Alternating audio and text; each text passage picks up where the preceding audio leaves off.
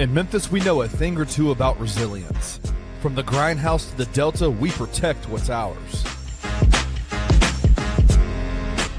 But when pests invade your home, it's time to fight back.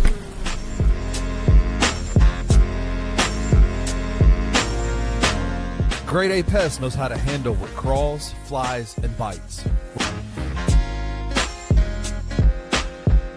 With local experience and guaranteed results. I'm Reggie with Grade A Pest Control. We service the Memphis metro area. That also includes DeSoto and Fayette County as well. Grade A Pest has the entire Mid-South covered. So if bugs and pests put you to the test, let Grade A solve your problem.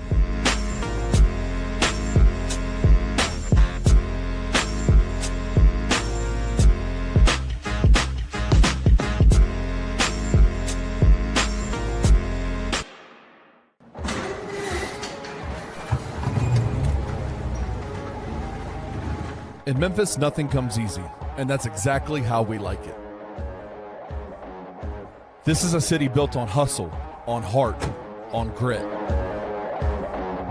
And at Carway, our rides are built the same way. Tough, reliable, ready for the grind. No games, no gimmicks, just Memphis-style service. Real, honest, and built on trust. Where grit meets grind, you meet your next ride. Carway, grit, grind, and Pink Beetles.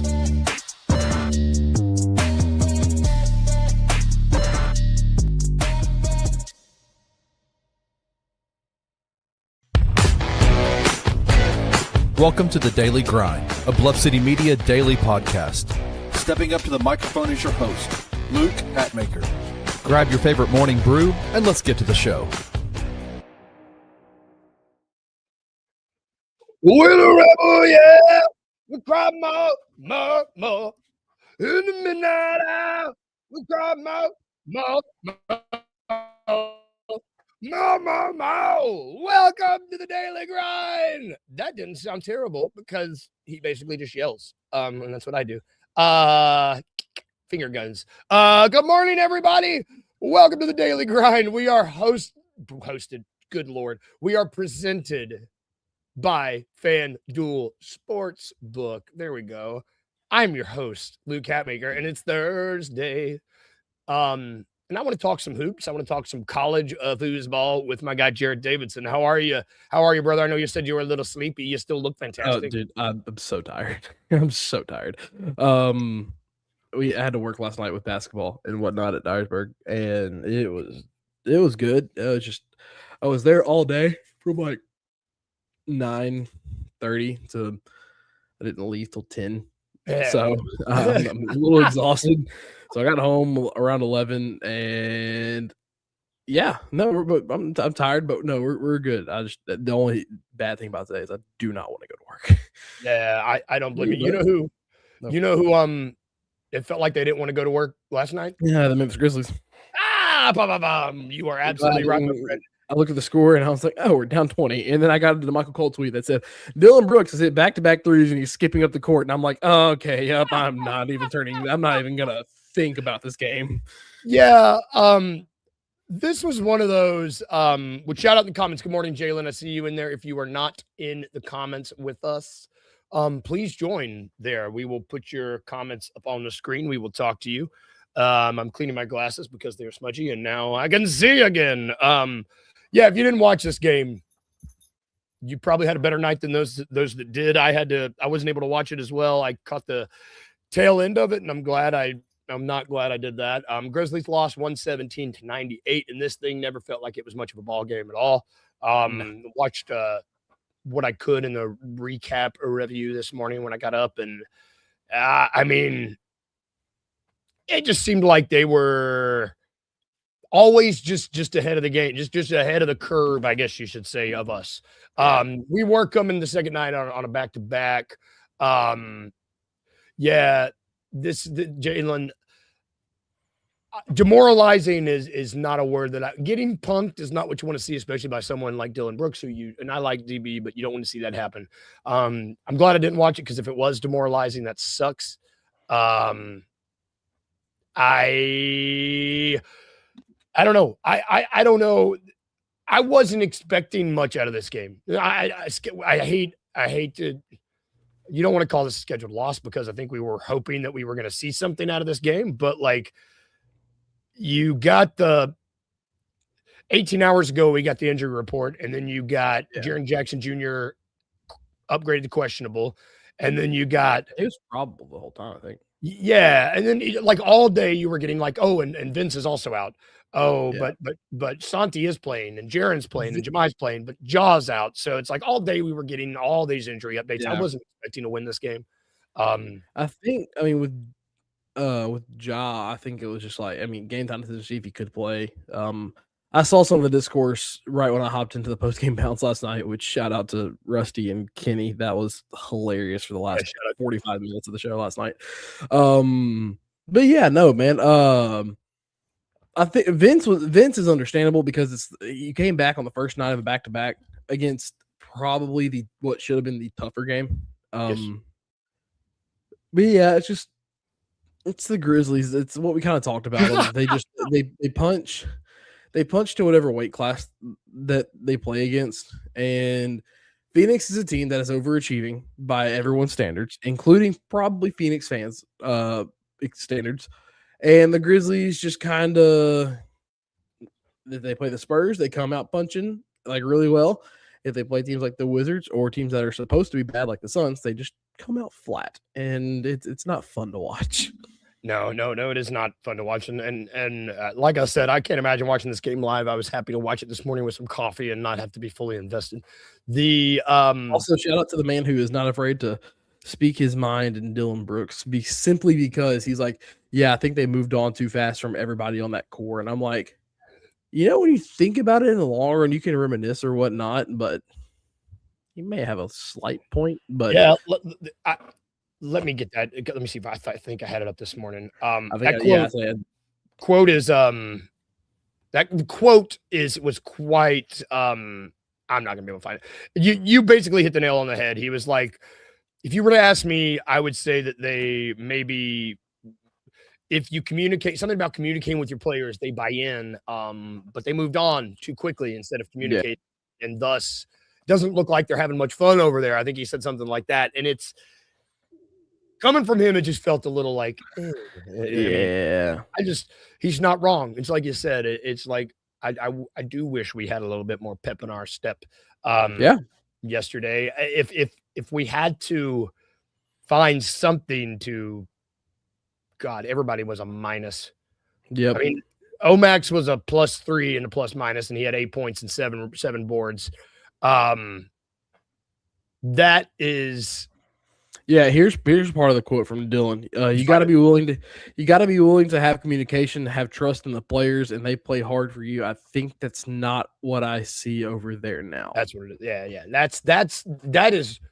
That might be the most telling thing I have heard from Dylan's mouth. That's a. Well, I mean, it's someone who's been here. Like you can hate on Dylan Brooks for how he was in Memphis. He still shows signs of what he was in Memphis, of like, being inconsistent psychotic, where he can shoot you out of games. Hey, calm down.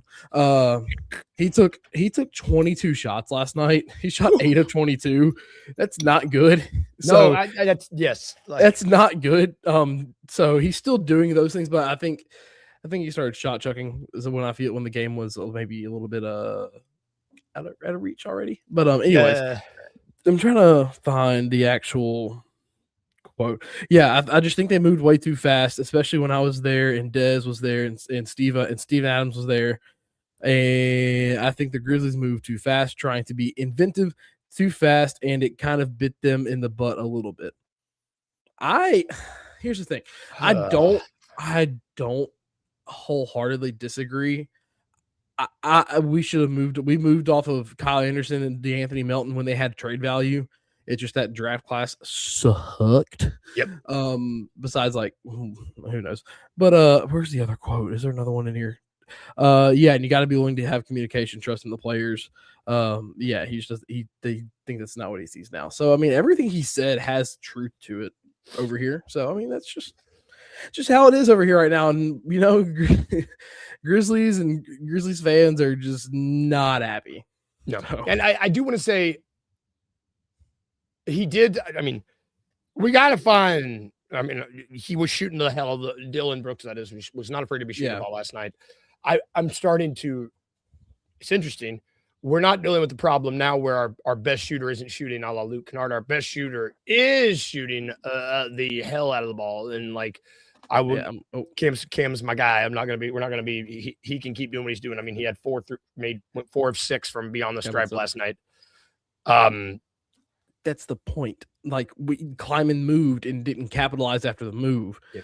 So that's the thing. You play ifs and ands and buts about it, but the results of that move after they leave put us in a hole that we're still kind of trying to dig out of. So yeah, it's like we might have just gotten out of that hole, like just now. It might have just happened this season. Yeah. Both Grayson Allen and Dylan Brooks, good God, they made 10 threes last night. Great. Oh, I didn't even look at Grayson Allen. He was 5 of 10 from 3. DB was 5 of 12 from 3. They made 10 threes. Our team made 12. My thing is we got to find more shooting somewhere. Yeah, because the only guy that's shooting it on volume, shooting it at a good tick that's making it is Cam. 4 of 6 from 3 last night. Yeah, Ja is making it, but he's not, or not Jock, not Ja. Jock is making it, but he's not shooting it at a fast. He's not shooting it enough. If you were to ask me, Jock shot 0-5 last night. So. Yeah, well, yeah, don't take last night out of the consideration. I don't know. Like Santi shooting below league average, Jalen shooting below league average, Sed shooting below league average, Jaws shooting below league average. Yeah, the entire team, like besides Cam, is pretty much so. Yeah, it's so funny when you see, because I agree with you. 8 for 22, I hate that.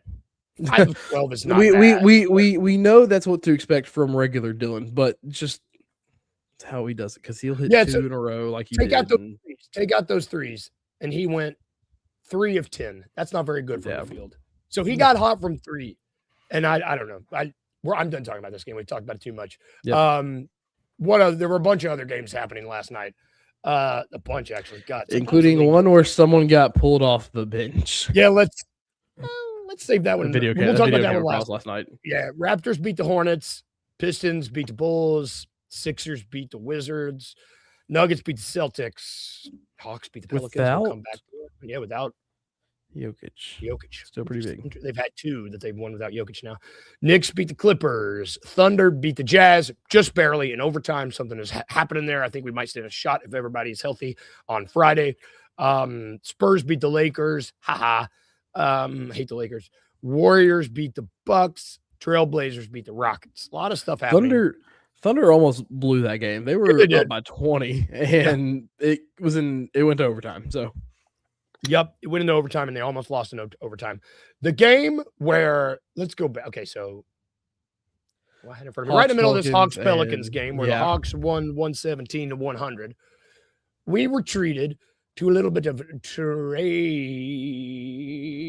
news because right in the middle of this game, Trae Young was traded to the Washington Wizards for CJ McCollum and Corey Kispert. That is it. There were no draft picks.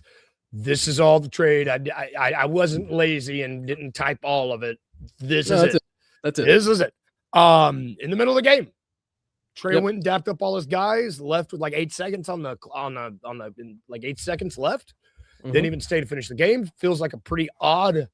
Well, I think at that point, like as soon as the trade's announced, it's like you kind of gotta get. Yeah, I mean. What do you? Well, let's start with the Hawks here. The Hawks needed to move on from Trae Young. He hates. I wish Trae. you could see how he's like half sitting, half laying down under me, and just making these noises. Go get your toy. He's like, no, I want to talk to Trae Young.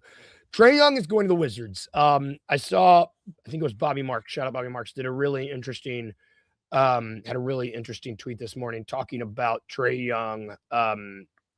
Bobby, I love you, my guy. He said that if you look at it this way, Washington turned Bradley Beal into Chris Paul, into Jordan Poole, into CJ McCollum, into Trae Young. They got 4 years worth of pick swaps, 6 seconds, and they saved $16 million over the next 2 years. One way to look at it, looking at it from a bird's eye view, who does this help more, Wizards or Hawks? I don't know, because like it's weird. The Wizards, we kind of talked about it on this network because we played them twice in 8 days like a week or two ago. Yeah, we did. And we talked about them a lot and kind of how they're structured with young talent and vets that can lead them right now. Yep. So they still have one vet that can lead them in Chris Middleton. Mm-hmm.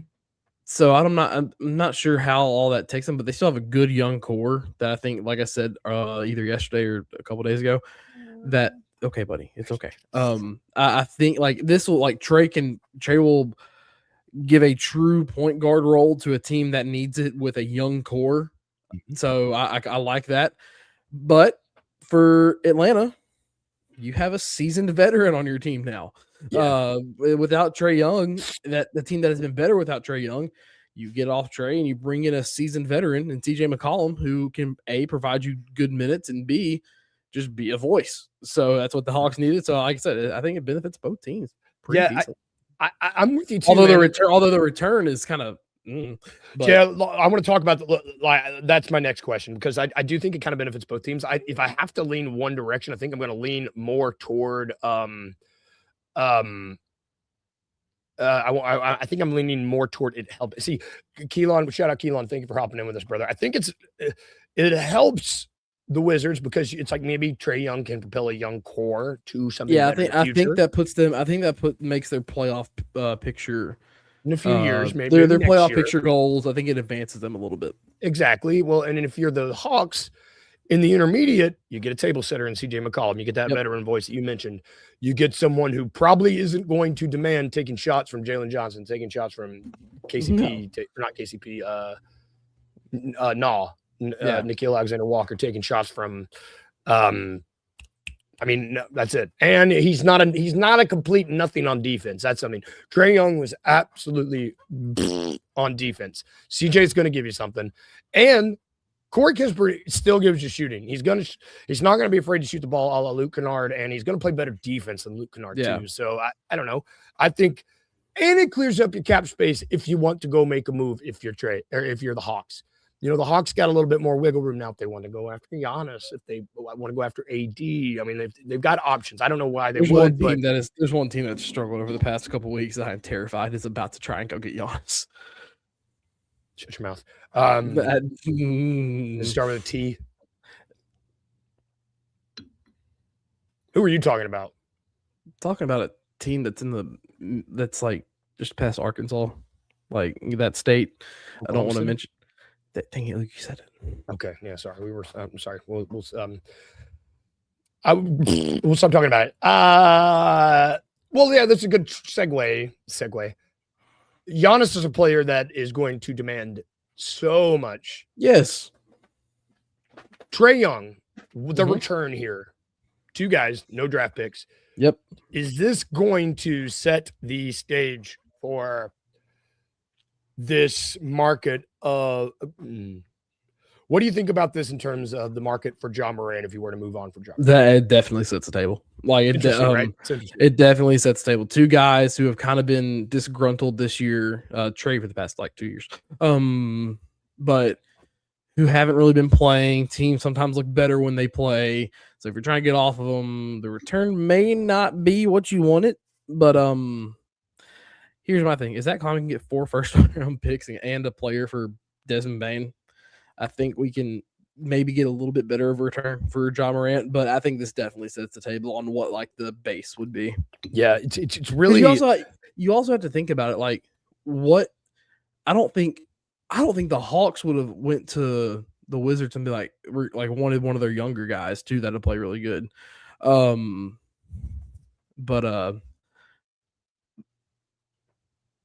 Yeah, they might run him out. But like it's right now, it feels more likely to happen than not. It was pretty startling to me that there wasn't a single draft pick in this tree. terms of, that startles what me. But like what you with the see in young the market. with the young core that Atlanta has, they probably didn't even go to Washington and ask for a lot. That's the thing too. So you have to think about it from two sides. You have to think about it from both sides and what they need for a team. I don't think the Hawks necessarily wanted another young guy. They wanted one of the two veterans on the team. So Yeah, kind of why the Lakers wanted Marcus Smart from the Wizards. yep. So That's a good point. It's a good point. it's all about team need. Yep. It's all about team need, and this was a situation where both teams kind of got their knee scratched. That feels gross. We are going to phrasing. We're going to take a really quick break because I think that's enough NBA talk. Not really any happy Grizzlies news to talk about right now. So we're going to talk about a college football game that's happening tonight. Pretty excited about this. We're going to have a really huge, big breakdown. Oh, look, my commercial's in the right spot. Kenny, help me out. Where my guy, Kenny. Right after this quick break, we'll be back to talk Miami Ole Miss right after this.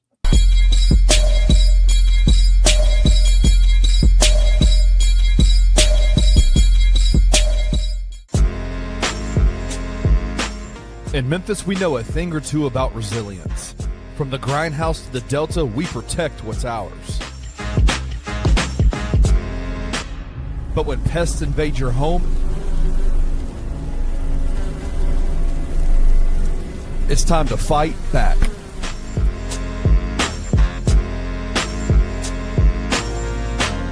Grade A Pest knows how to handle what crawls, flies, and bites. With local experience and guaranteed results.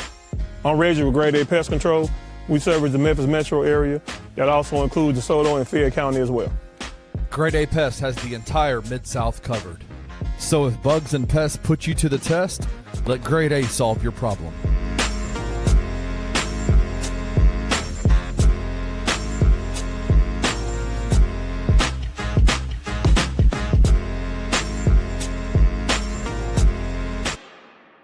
But one of the biggest things that a coach can do for an unstable team is to give fake, or whatever you want to call it, stability. Like, just you be stable.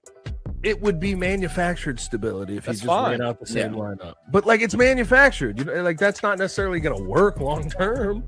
I mean, obviously at this point, try something.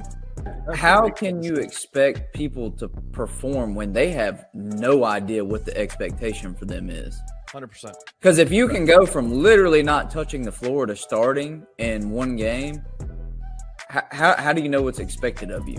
The years that he's done really well, there's been a concise plan for the players. 11 different starting lineup combinations in 14 games.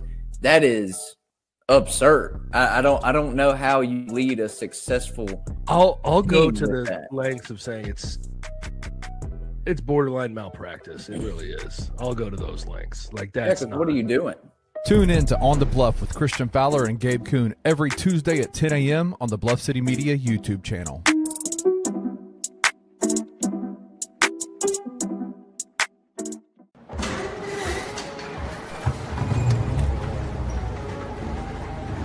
In Memphis, nothing comes easy, and that's exactly how we like it.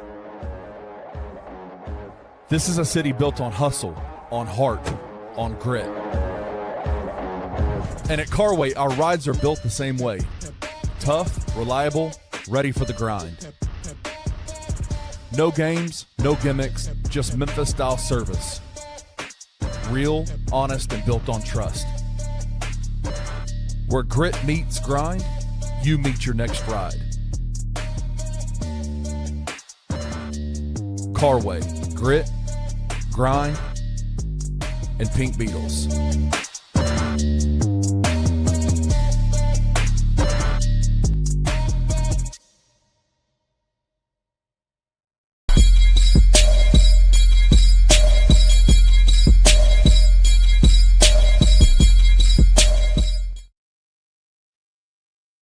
Welcome back to the Daily Grind. Man, I just feel way more on my game when I click on the right thing and I'm not super confused when I come back for a break. It's great.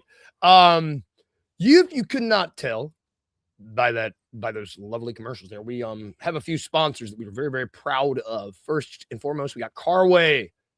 Grit Grind and Pink Beetles, baby. They are great. Check them out if you need a vehicle. Great prices, great financing. They will help you out.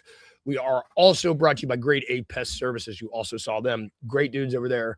I saw a spider in my garage this morning. I was like, oh, God. I killed it with my shoe because I don't live in Memphis. But you can call Grade A Pest Services if you are in Memphis. Do that. Get the critters out. You also did not see it, but we are sponsored by Mug Shots Grill and Bar. They are great. We'll be having some watch parties there. We had one last week. More of those to come. We are also brought to you by Grind City Brewing. They are great. And before I mention our last sponsor, thank you to the comments. Y'all are, there's a dialogue happening here. Yeah. And I love this. The conversation right now is for some reason choosing how I don't know how we got to choosing Ja over Ti. The conversation is strictly about Ja right now. So I love it, and I'm waiting. I think we're gonna have a conversation. There's a few games I'm waiting. In my back pocket. There's a few games that I'm waiting for to bring the conversation up to. I want to have an episode where we talk. No, I'm looking at one comment. I don't understand either. I'm just here to have fun. Kip.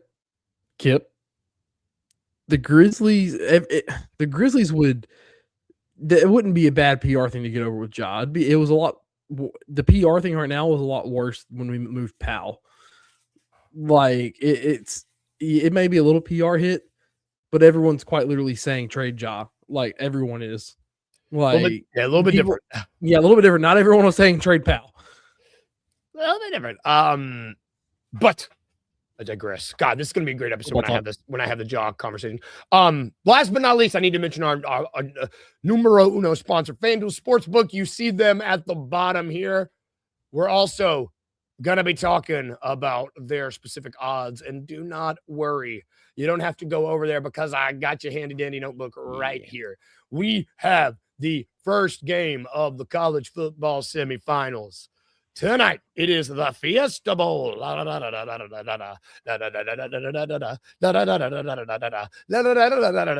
that too much of the song to sing? Probably. But it's in Arizona. Number 10, Miami versus number 6, Ole Miss. Ole Miss is the underdog here. They are plus 138 to win this game in advance. Miami, Florida is minus 164. They are favored by a field goal and a half. Over under here is 52.5 points. A shot. Yeah. A shot at the Natty on the line. So we've got two really good games for the Peach Bowl and the Fiesta Bowl. I'm excited for both for two entirely different reasons. I think they're both going to be very different games. What are you most excited? Like, let's start this. What are the keys? I want to start with the Ole Miss first. So they're the underdog. What are the keys for them winning this game? To win as an underdog. You have to force Miami to bring you. It's going to sound insane to say, but I'll promise it'll make sense here in a second. You have to make Miami bring more pressure.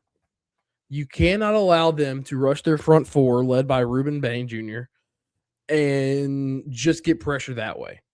You have to make them disguise their blitzes, bring more pressure, because against Ohio State, yes, they brought pressure at times, but majority of the game, they were just rushing this four-man rush.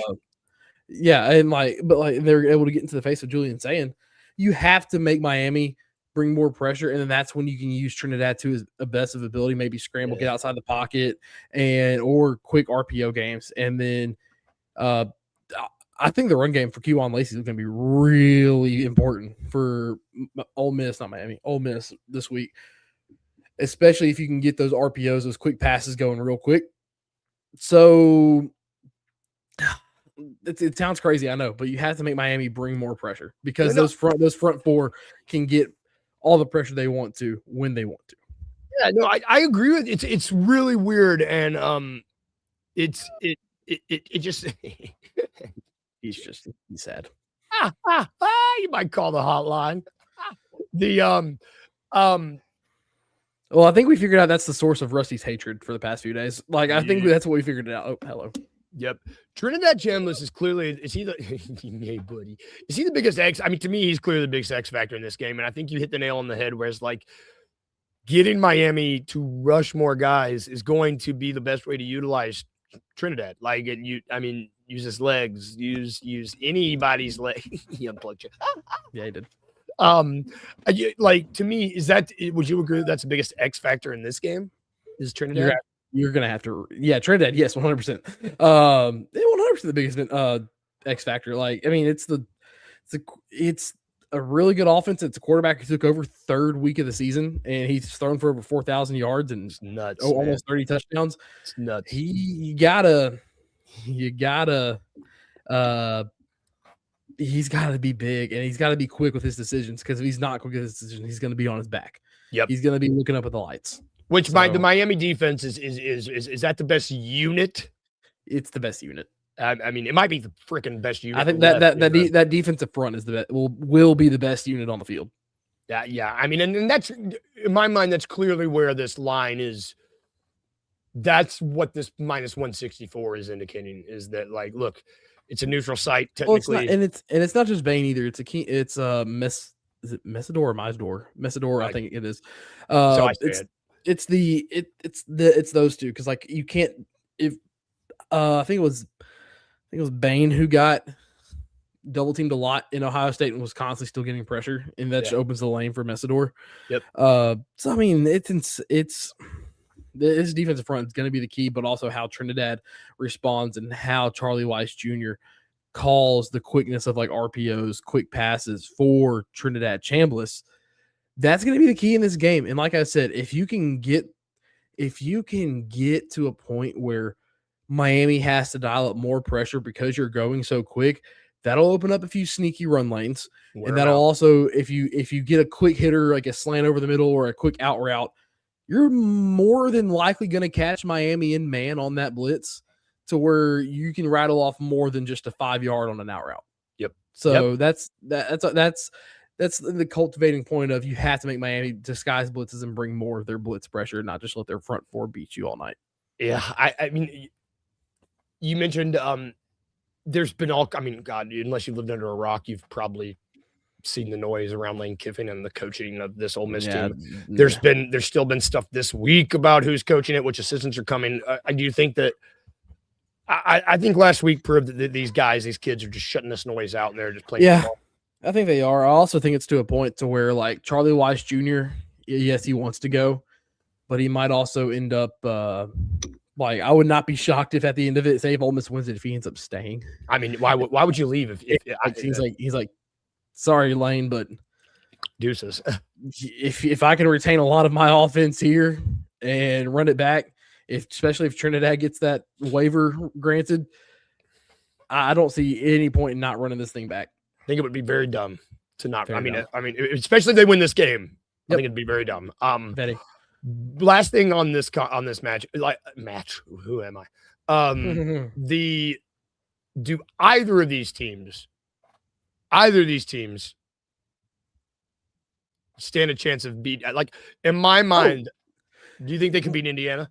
100%. I think Miami has the best defense to go against Indiana. I think they've got the best defense left. And I think Ole Miss has the right offense to get trouble on that Indiana defense. So, yep. You cover the Grizzlies, don't live it. Plus, you don't watch it. Man, get out of here. I don't know. I'm excited for this. I wanted to have Uncle Buck on this game, but I'm going to bring him on tomorrow. We'll have him on here tomorrow if he's okay. Yeah, have him on tomorrow. It'll be great. I don't know. I'm excited. I'm just excited. Do you think the 4 best teams are left? Yeah, the 100%. Yep. Okay. Before we get out of here, you know what time it is? It's time. I didn't even have to check my watch. It's time for our daily dose of It's a Trap. Sponsored by FanDuel Sportsbook, named after Admiral Akbar.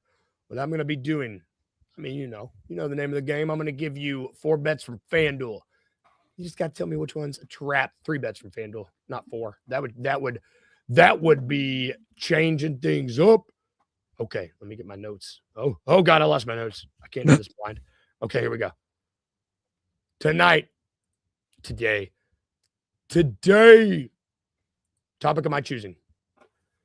To score 20-plus points in the NBA. We're switching gears. We're rolling it back a little bit. We're going to the NBA, not college football, because there's only one game to make bets on. I couldn't really come up with 3. Yeah. All right. Weird one. Be weird. All right. Which one of these is a trap to score 20-plus points tonight in the NBA? Only 4 games tonight. So which one of these is a trap? Is it Anthony Davis minus 480? Is it Darius Garland plus 124? Or is it Naz Reid plus 300? Again, that's to score 20-plus points tonight. Is it Anthony Davis to score 20-plus points on the Utah Jazz at minus 480? Is it Darius Garland to score 20-plus points on the Timberwolves at plus 124? Or is it Naz Reid to score plus 20 points on the Cleveland Cavaliers at plus 300? See, the Timberwolves and Cavs play each other. That's 2 good defenses. Dadgummit. So those numbers make sense. Anthony Davis is playing the freaking Jazz, and so 480 kind of makes sense. But it could be too high. It could be too high. Okay. I'm looking at the injury report to see if Mitchell's playing. Yeah, he's playing. So they have their entire healthy team. Oh, dadgummit. I don't know if that's considered cheating or not. Because I had I pulled up the schedule as soon as you said we were back to the NBA. I'll allow it. Okay. See, it's 2 good defenses. I feel like that game could be lower scoring. So I like the pluses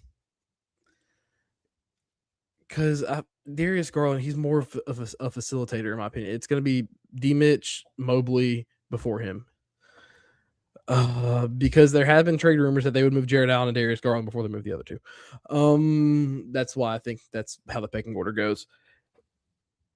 Yes, he's playing the Jazz, but Kessler, Markkanen, and there's another one. Dadgummit. 4.8. I think Anthony Davis is still well in the minuses, but I don't think it's minus 480. Give me 80. God, I thought I had you. Man, you're right. You got that one right. I really thought I had you. So you were right. The Darius Garland and the Naz Reid odds are, right there playing each other. I mean, you logic your way into these a lot. So AD's minus 400. Okay. Lowry is minus 480. So I think Lowry's going to go off, man. I mean, which I don't know. Man, minus 400. That's so yeah. I don't know. I mean, it's 20 points. 20 points in the NBA today is like 10 points back then. Exactly. I like the Darius Garland money. You want to get a little bit of money, put it on the Darius Garland. My logic with those 2 is like it's 2 really good defensive teams that are playing each other tonight, and those 2. So I got to get my logic better when I ask the questions because your logic is better than my logic, and that's not what this is about. This is about traps, not logic. About traps, not logic. Damn it! Hey! Escape rooms are considered traps. How do you get out of an escape room, Luke? I cheat. That's gonna do it for our show today. Thank you for watching, everybody. Rusty's the one that does really good at escape rooms. I just open. I love escape rooms, man. I like them too, but I'm not good at them. I'm not a smart man. Thank you for watching, everybody. I just spat all over my computer screen. We're gonna wipe that off really quick. Grizzlies are off tonight. Enjoy your evening. Watch the semifinals. Yeah. Watch the Fiesta Bowl. It's going to be good. And you can tweet at Uncle Buck, at Uncle Buck during the game. He'll be really he's stressing today. He's really stressing. I'm going to send him an air hug. Uncle Buck, if you're watching, this is for you, brother. Hang in there today. It'll be good. We will be back tomorrow. We're going to be previewing the Thunder game, talking more college football playoffs. Otherwise, have a good day, y'all. Have a good day at work. Enjoy this lovely day. And if we can leave you with anything at all, remember 2 things. Remember the first, to be a little weird, just a little baby bit. And 2, smile. Remember to smile. Yeah. Bye, guys.